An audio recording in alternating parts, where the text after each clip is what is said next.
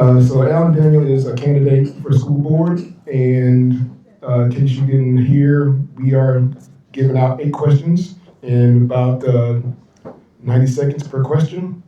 And I have a timer here, so I will try to keep everything in line. So if you all, please welcome Mr. Alan Daniel.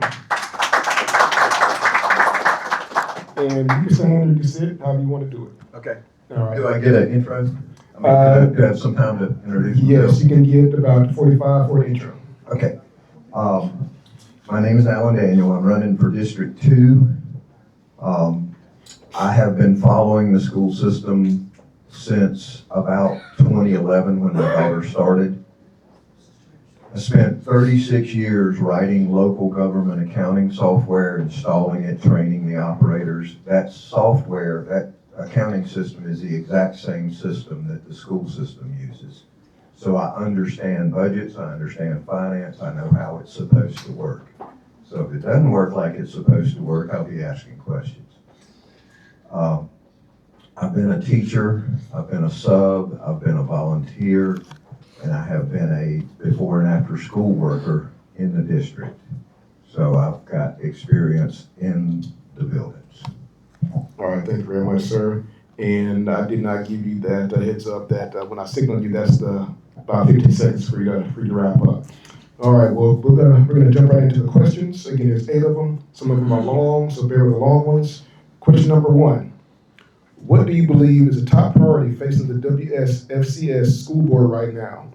And what do you believe will be the top priority facing new school board members when they take over after the general election? Top priority right now is to get our financial house in order, and the first priority there is to get a CFO in place. The audit that just came out pointed out that they erroneously said that there were sufficient internal controls in place to make sure this doesn't happen again. And I've got 2 Facebook pages I would encourage you to follow. One is called WSFCS Data. That was my campaign page when I ran in 2022. Alan Daniel, Winston-Salem, Forsyth County Schools Board of Education is my campaign page. I post what's going on. That audit said that internal controls were in place. I have posted today proof that they are not. Because I spoke at a school board meeting and I said, in August, the county gave you money. That money should have been put in the budget the day it was given to the district because the check had to be written to the state within a week. That money was not put into the budget until September the 9th. The money came in August 14th, was spent the week of August 21st, and was never put into the budget until August 28th. That's exactly what got us $48 million in debt.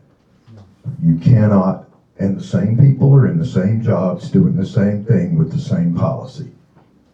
So how can you say that internal controls are in place to keep it from happening again? Our top priority, once elected, is to establish a standard of excellence in this district for every student, every employee, every staff member, every board member. And excellence through accountability, through transparency. We've got to put everything that's publicly, legally available on the page, on the website, so that if anybody has questions, they can answer their own questions. I've been waiting months to get public records requests responded to so that I can answer my own questions. And I've got a lot of them. All right, thank you, Mr. Daniel. Question 3. What actions should the school board take to rebuild trust with parents, taxpayers, and staff? Be honest. Always be honest. And always do the right thing, not because somebody's looking, but because it's the right thing. A report just came out on Wednesday, the same day that they released that audit. It released the data for serious violent crimes within our schools. That report says that the Winston-Salem Forsyth County schools had a 40% reduction in reportable offenses between 23 and 24, and 24 and 25. Have you all heard people saying how great things are, how great the climate in our schools is, how much it's improved over the last year? Me either. Okay, it is a criminal offense to fail to report. And I've been chastised by principals for saying that I don't think principals are telling the truth. And the reason I don't think they're telling the truth is because I was a teacher. I got assaulted. Somebody shot a penny hard enough to raise a welt on my back. I skipped the principal and called the SRO. He said he couldn't do anything without the authority of the principal, and the principal did nothing. They said, you can't say it's a lie based on hearsay. I'm not saying it's a lie based on hearsay. I'm saying it's a lie based on experience. I never report anything that I don't know for a fact. And if it's my experience, that's what it is. I was removed from a long-term sub position after 6 weeks because the number of discipline referrals I wrote hadn't gone down in 6 weeks. I said, that's because the behavior hadn't changed. Got about 10 seconds. Sorry, you got about 10 seconds. You don't want me to write D1s, just say don't write D1s, but don't fire me and bring somebody else in. I was there 6 weeks. The person I replaced left third period her first day. The person, retired math teacher who came after me, lasted from Tuesday until Thursday.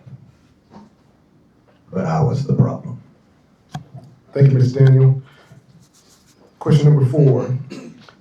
And also going forward, which is fine. You're focused on the crowd so you don't see me waving at you. So I'll probably give a little knock for the 15-second time to come up. All right. Y'all don't know me, I like to talk. No problem with that. Question 4. The enrollment in WSFC schools has been decreasing. A public school enrollment projection has projected that from 2026 going to 2033, enrollment in our county will continue to increase from 51,000 to under 45,000 in 2033. How will you address this issue, and how will you encourage parents to come back into the school system? Okay, currently we're at 49,000. We've lost 1,000 since last year. Mr. Watts is fond of saying we need to talk to parents and to see why they're leaving. I can tell you why they're leaving. It's called behavior. Okay? If you get the nonsense out of the classroom and allow the students to actually learn, my goal in 4 years is to have this district be the very best district, not in the state of North Carolina, from DC to Key West, from the Mississippi River to the Atlantic Ocean. The only way to do that is to hold everybody accountable. You mess up, you're going to be learning somewhere else. I will say this, I am 100% opposed to all exclusionary discipline, and I get a lot of pushback on that.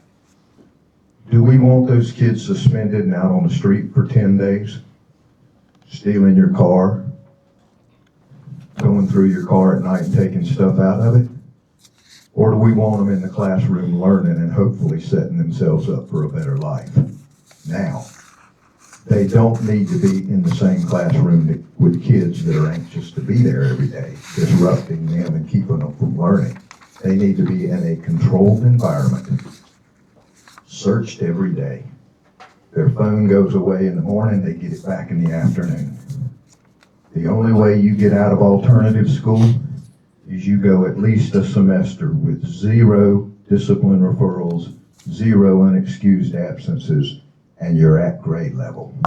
That's your incentive to work.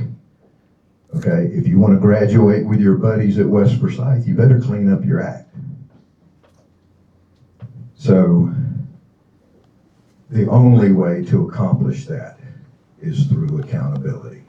And again, the only way to accomplish that is through transparency. We got to see everything that's going on. Thank you, sir. Question number 5. What criteria will you use to evaluate the performance of the current superintendent and senior level staff of the WSFC school system?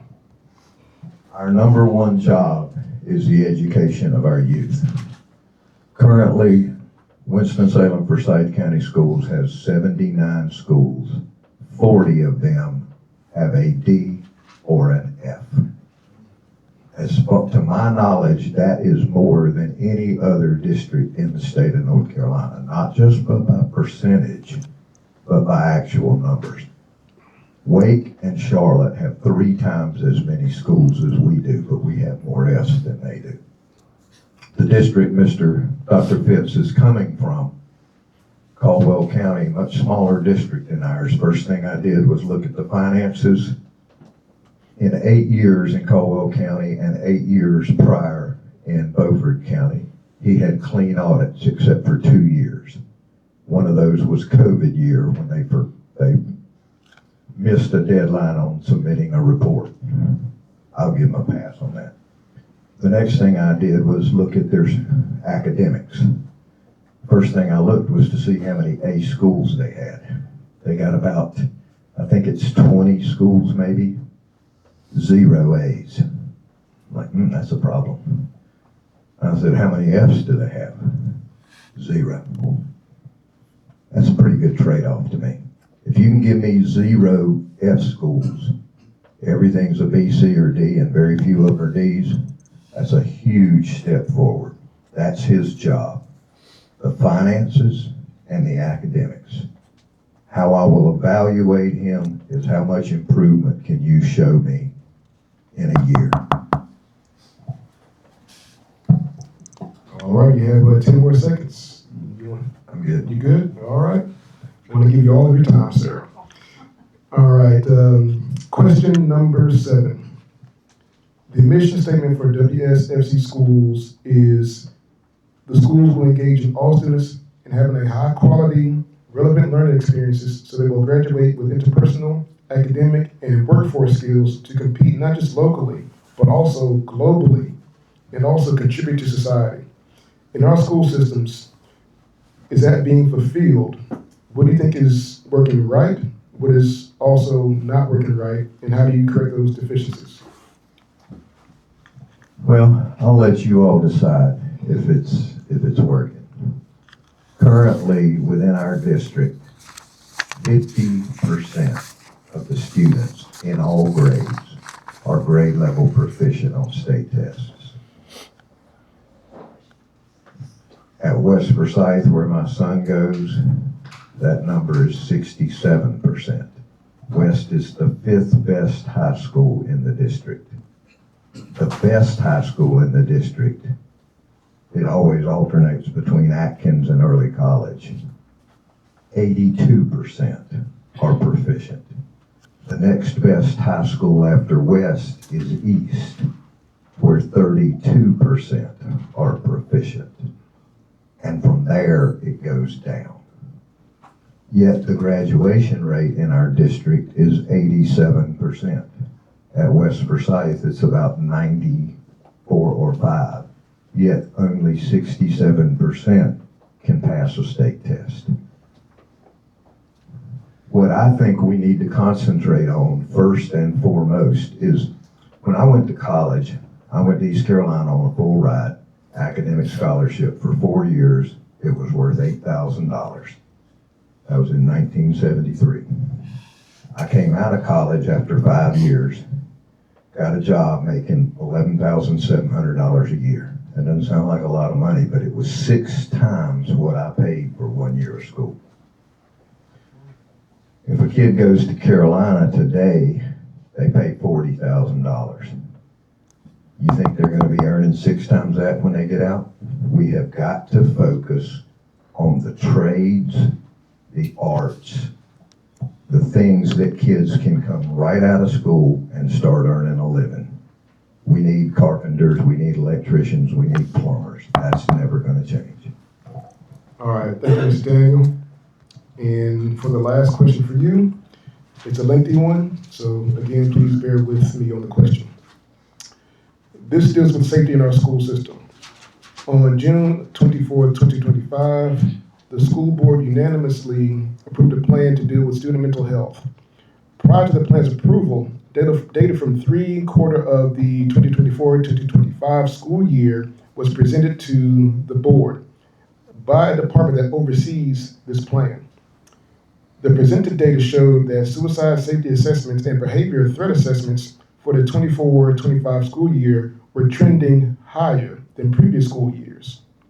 In our current 2025-2026 school year, on December 9th, 2025, a student was killed at North Forsyth High School by another student. On January 12th, 2026, law enforcement arrested a juvenile with a loaded gun on campus of West Forsyth High School. Given the safety, security, and given the safety, security issues and mental health failures that was just listed, if elected, what proposals will you make to address these issues? Okay, I'm real familiar with the situation at West because my son called me on the phone on his way home from school, said cops were swarming to the school. I know the names of the kids that were there. I'm waiting to see if they show back up.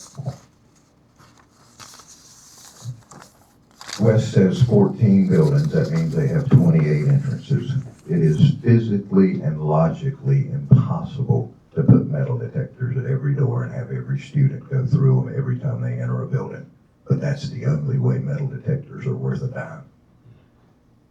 The only thing that works, none of the guns that have been found, none of the weapons that have been found recently were found by metal detectors. They were found when students reported it to adults. The way the metal detectors work best is you put them in the hallway and you go, okay, everybody come out of room 3 and walk through the metal detector. Now they can't throw whatever in a bush. They can't leave it in their car and go back for it after they check in, which is exactly what they do. Vapes, drugs, whatever. We have got to, if we take care of the behavior issue, if we put the kids in an alternative setting where that building is locked down, then we don't have to make every school in the district a prison. As far as mental health and all those, I've been thinking about this. There's an awful lot that we pay for in education that has nothing to do with education. It has to do with quality of life, and the students who need those services are in the schools. So it makes sense to provide those services at the schools. But should it be on the district's budget, or should it be on the county budget? We have a county mental health, we have a county family services, we have all sorts of county services. Just like we took SROs and nurses off the school budget and put it back on the county budget, because what the county was doing was sending $50 million or whatever it was, $50 million, I think, to the district to pay for nurses and SROs, and the district's supposed to send it back, only they didn't. They shorted them $5 million. Mr. Day, I'll give you 5 more seconds. So why don't we, psychologists, nurses, all the services that are ancillary to actual classroom education, maybe they need to be on the county's budget, and let's spend the school district's budget on putting teachers in the classroom. That's the only thing.